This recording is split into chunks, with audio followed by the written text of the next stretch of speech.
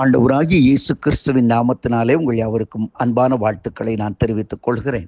மற்றொரு இனிய காலை பொழுதில் உங்களை சந்திப்பில் மிகுந்த மகிழ்ச்சி. இந்த நாள் உங்களுக்கு ஆசீர்வாதமாய் அமைவதாக. இன்றைக்கு நான் உங்களோடு தியானிக்க விரும்புகிற கர்த்தருடைய வார்த்தை நீதிமொழிகள் 23ஆம் அதிகாரம் 18ஆம் வசனம். நிச்சயமாகவே ஒரு முடிவு உண்டு, உடைய நம்பிக்கை வீண் போகாது. நிச்சயமாகவே ஒரு முடிவு உண்டு, உடைய நம்பிக்கை வீண் போகாது. அன்புக்குரிய சகோதர சகோதரிகளே, அநேக நேரங்களிலே நம்முடைய நம்பிக்கை அற்றுப்போனது போல ஒரு நிலைமை காணப்படலாம். அற்றுப்போனது ஒரு சூழ்நிலை காணப்படலாம். நாம் ஏன் நம்பின நம்பிக்கை என்ன ஆயிடுச்சு என்னெல்லாம் யோசிக்கிற அளவு மாறிவிடலாம். சில வருடங்களுக்கு முன்பதாக நான் குளச்சல் என்கிற ஒரு ஊருக்கு ஆண்டோடைய வார்த்தை எடுத்துக்கொண்டு போனேன். அப்பொழுது அந்த கடற்கரை பகுதியில் ஊழியம் செய்கிற ஒரு ஆலயத்தில் ஆண்டோடைய வார்த்தையை அறிவித்த பொழுது அவள் சொன்ன ஒரு சாட்சி உள்ளத்தை பரவசமடைய செய்தது. ஒரு பிள்ளையை காண்பித்து சொன்னார்கள். இந்த பிள்ளையுடைய பெயர் என்ன தெரியுமா? மிராக்லின், அற்புதமானவள் என்று சொன்னாள். என்ன என்று கேட்டபொழுது அவள் சொன்னார்கள், ஐயா, எங்கே எவ்வளோ சுனாமி வந்துச்சு தெரியுமா? பயங்கரமான ஒரு சுனாமி. இந்த பக்கம்லாம் நிறைய மக்கள், நிறைய போட்டெல்லாம் கொண்டு போயிடுச்சு. அன்று இந்த அருமையான சகோதரியும் பிள்ளையுமாக குளிக்க சென்றார்கள். குளிக்க சென்ற பொழுது அந்த வாய்க்கால், கடற்கரையிலிருந்து கொஞ்சம் தூரத்தில் ஒரு வாய்க்கால் ஒன்று போகிற அந்த வாய்க்காலை குடித்து கொண்டிருந்தார்கள்.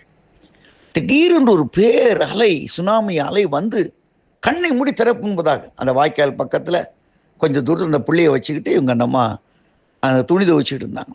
டக்குனாங்க இவங்க அந்த அலையை பார்த்து அந்த அவங்க நீச்சல் தெரிஞ்சதுனால அந்த மீனவ குடும்பத்தை டக்குன்ட்டு அந்த பக்கம் வந்துட்டாங்க. வந்துக்கிட்டு பிள்ளையை பார்க்குறாங்க, பிள்ளையை காணும். ஏனென்றால் அந்த பிள்ளை பெற முடியாது என்ற நிலைமையிலே ஜபத்தோடு பல தேவனுடைய பிள்ளைகள் ஜபித்ததுனாலே கிடைத்த ஒரு பிள்ளை. இப்போ அந்த பிள்ளையை காணலை. தேடுறாங்க, அங்கே இங்கே ஓடுறாங்க, ஒன்றும் காணும். வைத்து இந்த துணி கிணி எல்லாம் போயிடுச்சு. அழுது கொண்டு இருக்கிற எல்லாரும் தேடி பார்க்குறாங்க. அந்த கண்ணை மூடி திறக்கக்குள்ள எல்லாம் வந்துட்டு போயிடுச்சு. அழுறாங்க, ஐயோ நான் எப்படி என்ன செய்ய போகிறேன் என்று அழுது கொண்டு இருக்கிற வேளையில் ஒரு பதிலும் கிடைக்கவில்லை. அடுத்த நாள் காலையிலான்னு சொன்னாங்களா, ரொம்ப இதான் சொல்றது, ரொம்ப விசுவாசம் போனால் இதாங்க முடிவு, இப்படி தாங்க நடக்கும் என்றெல்லாம் பரியாசம் பண்ணுகிற வேளையிலே அடுத்த நாள் காலையிலே நன்றாக ஜெபிக்கும் பொழுது இந்த வசனம் தான் அவளுக்கு வந்ததாம். நிச்சயமாகவே ஒரு முடிவு உண்டு, உடைய நம்பிக்கை வீண் போகாது. அந்த அம்மா ஜெபித்தாங்கன்னா, ஆண்டவரே 5 வருஷமா எனக்கு குழந்தை இல்லை, அழுதேன், எனக்கு ஒரு குழந்தை கொடுத்தீங்க, அதுவும் பூ போயிடுச்சு ஆண்டவர், நான் என்ன செய்வேன்? ஆண்டவர் சொன்னார், நிச்சயமாகவே ஒரு முடிவு உண்டு, நம்பிக்கை வீண் போகாது. அடுத்த நாள் காலையில் ஜெபத்தோடு இந்த வாய்க்கால் பக்கத்தில் போய் அங்கேயே உட்கார்ந்து ஜெபம் பண்ணிட்டு இருந்தேன். ஆண்டவரே, இந்த இடத்துல தான் என் பிள்ளையை பறி கொடுத்தேன், ஆண்டவரே என்ன செய்ய போகிறேன்? பாருங்க, பக்கத்தில் கொஞ்சம் தூரத்தில் ஒரு தென்னை மரம் ஒன்று உண்டு. அது வளைந்து அப்படி நெளிந்து இருக்குமா. அதில் நிறைய சுனாமியில் அடித்து கொண்டு வந்த முட்கள் இதெல்லாம் இருந்தான். அதுலேருந்து ஒரு சத்தம், திடீர்னு ஈன்னு ஒரு சத்தம் கேட்குமா, அதுக்கு ஒன்று நின்றுமா. சத்தத்தை கேட்டோடனே அது பக்கத்தில் போய் பார்க்கணும் போல இருந்துச்சு. பக்கத்தில் இருந்து 2 மணி நேரம் கூப்பிட்டானே, இதில் ஏதோ ஒரு சத்தம் அடிக்கடி வருது. அவங்க ஆமாம் வருதே. மரத்தில் ஏறினார்கள், அந்த முட்களையெல்லாம் எடுத்தார்கள். என்ன அற்புதம்! இவருடைய பிள்ளை உள்ளே இருந்து பத்திரமாய் இருந்தது. ஹல்லேலூயா! அந்த பிள்ளையை வெளியே எடுத்து கொண்டு வந்தார்கள். Praise the Lord! தேவனால் கூடாத காரியம் ஒன்று. மிராக்லின், அற்புதம், அற்புதம், அற்புதம். நிச்சயமாக ஒரு முடிவு உண்டு, நம்பிக்கை வீண் போகாது. அன்னைக்கு பக்தனாகிய தாவீது நம்பிக்கையோடு செய்கிறார்.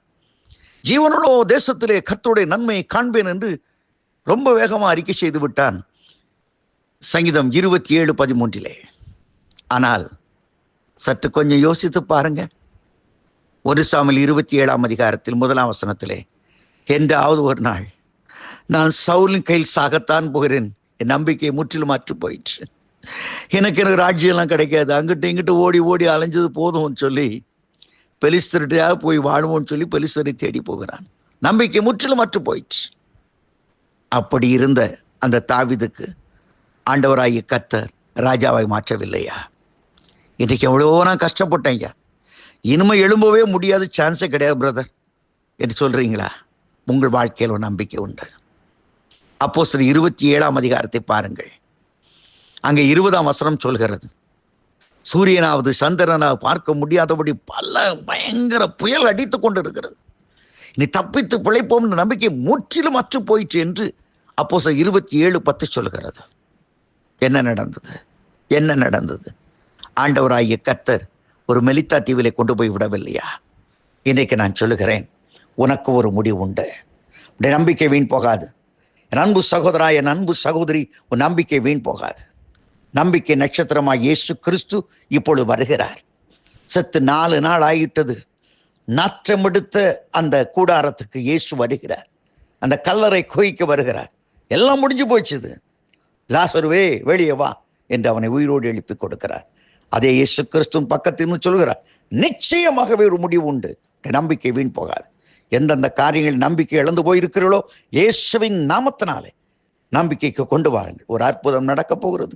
Today is the day of miracle. இந்த நாள் ஒரு அற்புதத்தின் நாளாக இருக்கட்டும். உங்கள் வாழ்க்கையிலே திரளான அற்புதங்களை ஆண்டவர் செய்வாராக. ஆமேன், ஆமேன், ஆமேன்.